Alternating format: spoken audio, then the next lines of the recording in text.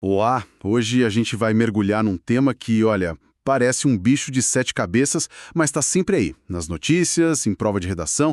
Vamos tentar entender de vez qual é o real poder dos tribunais de contas no Brasil. A ideia aqui é desmontar esse quebra-cabeça juntos. E o nosso ponto de partida é super recente. O Tribunal de Contas da União, o famoso TCU, sabe, ele deu o parecer sobre as contas do presidente da República de 2023. E o resultado foi aprovadas com ressalvas. E é aí que tudo começa, né? Exato, é aí que a nossa análise começa. O que é que significa essa aprovação com um mais? É um elogio? É uma crítica? É um sinal de alerta, talvez? Pode ser. E para nos guiar nessa conversa, a gente tem aqui uma proposta de redação que motivou essa pauta e também um material de apoio que explica a resposta que seria esperada. Então a nossa missão hoje é essa, usar esse caso para entender a lógica por trás do sistema.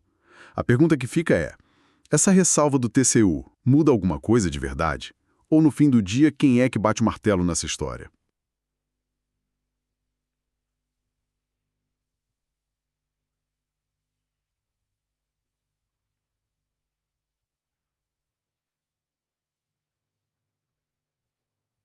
Ok, vamos lá. Para começar do começo mesmo. Qual é a natureza dessa decisão do tribunal? Quando o TCU fala aprovado com ressalvas, o que exatamente ele está querendo dizer? É tipo uma ordem, uma sugestão? Essa é a pergunta de ouro. É o ponto central de toda a discussão. O parecer que o Tribunal de Contas emite, ele pode vir de três formas, basicamente. Tem a aprovação total, que é o selo verde, tudo certo. Tem a rejeição, que é o sinal vermelho, alerta máximo. E tem esse do meio, a aprovação com ressalvas. O sinal amarelo, digamos. Mas aqui vem o pulo do gato, a informação mais crucial de todas. Para as contas gerais de um governante, seja presidente, governador, prefeito, esse parecer tem uma natureza que o jargão do direito chama de meramente opinativa. Meramente opinativa. Ok, traduz isso pra gente. Traduzindo, é uma opinião técnica, super qualificada, super fundamentada, mas ainda assim uma opinião. Não é uma ordem, ela não obriga, sabe, não vincula a decisão final, que vai ser sempre uma decisão política. Entendi. Então, deixa eu ver se eu consigo criar uma analogia aqui. É como se o Tribunal de Contas fosse, sei lá, um engenheiro muito famoso, e ele é contratado para inspecionar um prédio. Aí ele entrega um laudo super detalhado.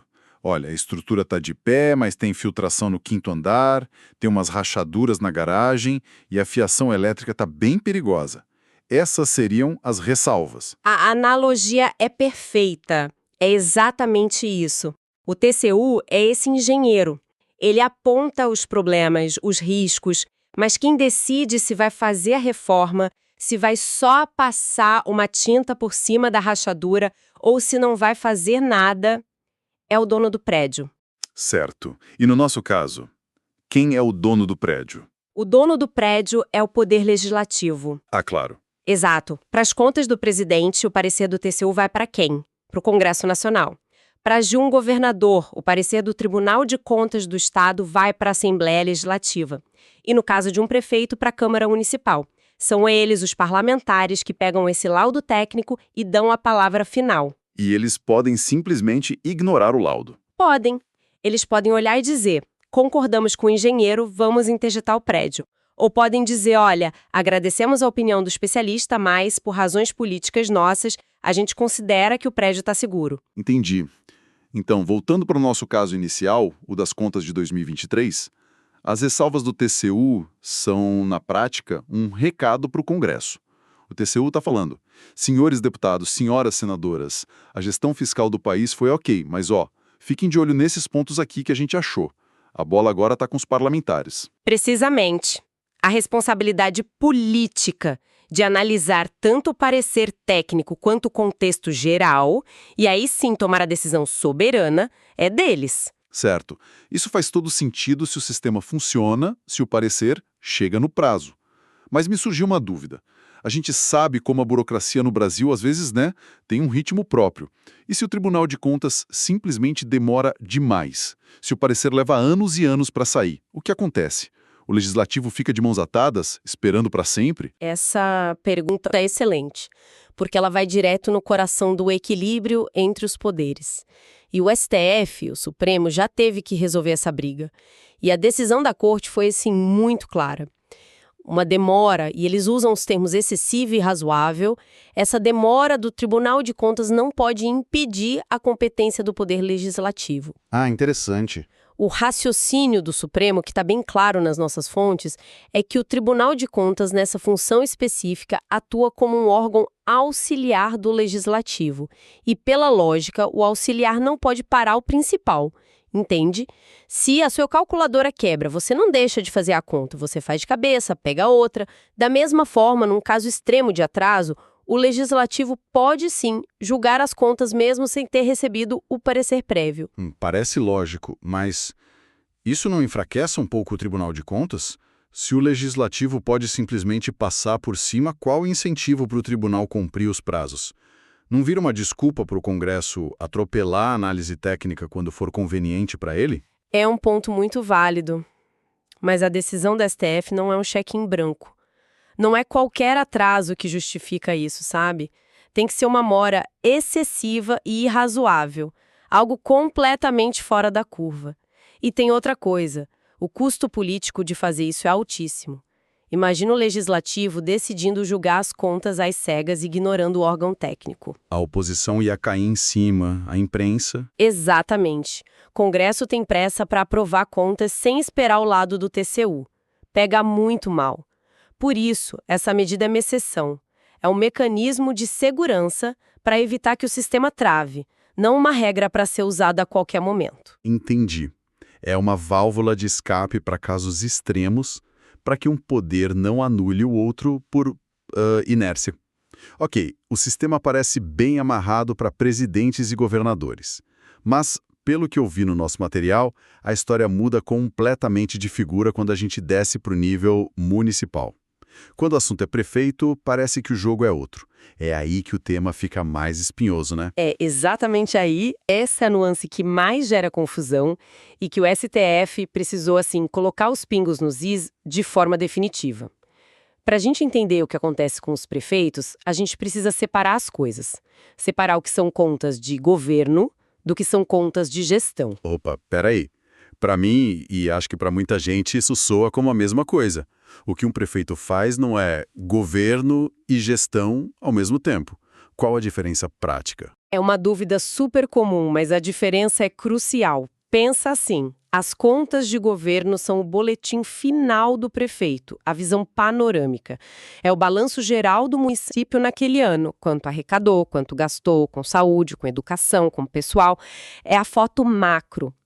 Para essas contas, a regra é a mesma que a gente já viu. A mesma do presidente e do governador? A mesmíssima. O Tribunal de Contas emite o parecer opinativo, o laudo do engenheiro, e manda para a Câmara Municipal. E os vereadores dão a palavra final, num julgamento político. Ok, então o boletim geral, a nota do ano, vai para o Conselho de Classe, que são os vereadores. Até aí, tudo igual. Mas e as provas individuais?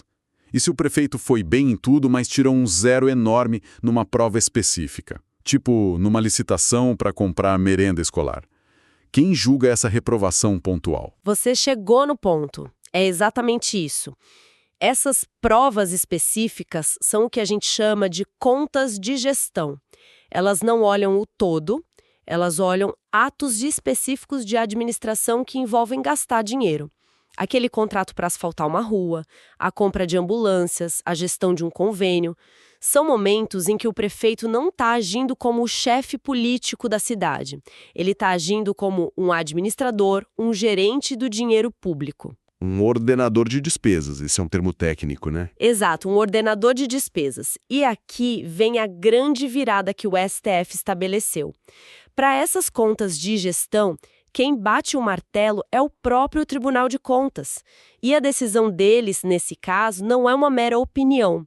É uma decisão definitiva, com força de sentença. Nossa. O tribunal pode olhar aquele contrato e dizer: prefeito, esta compra foi superfaturada. Sua gestão neste ato específico está reprovada. Devolva o dinheiro e pague uma multa. E ponto final. Caramba. Isso muda tudo. Deixa eu ver se eu entendi direito.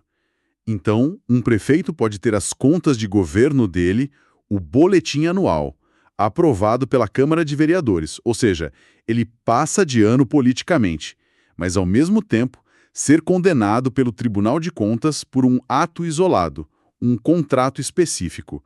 E essa condenação do TC é a que vale, sem precisar do ok dos vereadores. Exatamente isso. Perfeitamente possível. O Supremo basicamente diz que o prefeito usa 2 chapéus.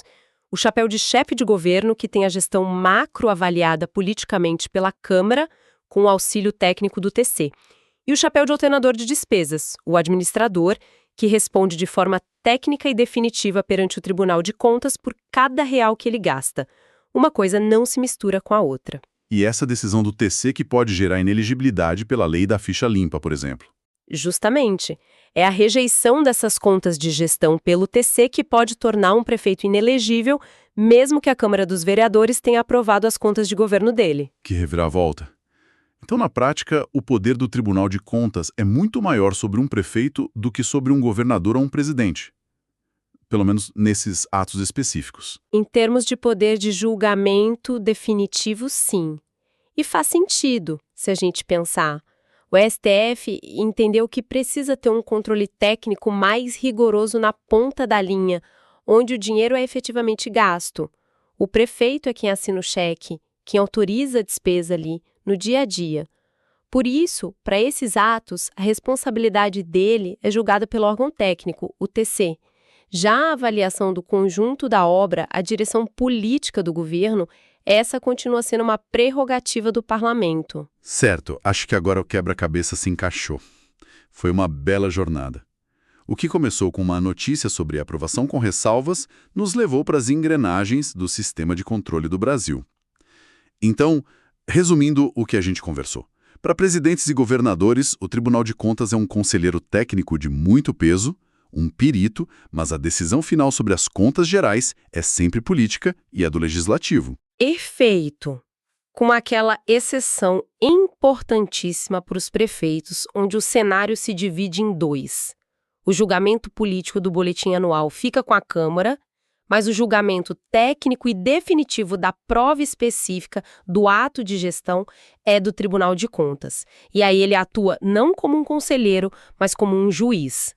Essa divisão, no fundo, fortalece o controle sobre o uso do dinheiro público em atos pontuais, sem tirar do legislativo a sua função de avaliar politicamente o governo como um todo. E essa discussão toda deixa a gente com uma reflexão final, né? Algo para ficar pensando. Se a gente entendeu que o julgamento final das contas de um presidente ou governador é essencialmente político, ele é feito no Congresso, na Assembleia, por parlamentares que, na maioria das vezes, são ou da base do governo ou da oposição, então, até que ponto a análise fria, técnica, detalhada do Tribunal de Contas consegue de fato influenciar a decisão desses políticos? Ou será que, na maioria das vezes, o resultado desse julgamento já está definido no xadrez político muito antes de o parecer técnico sequer ser lido? Fica aí a questão para pensar.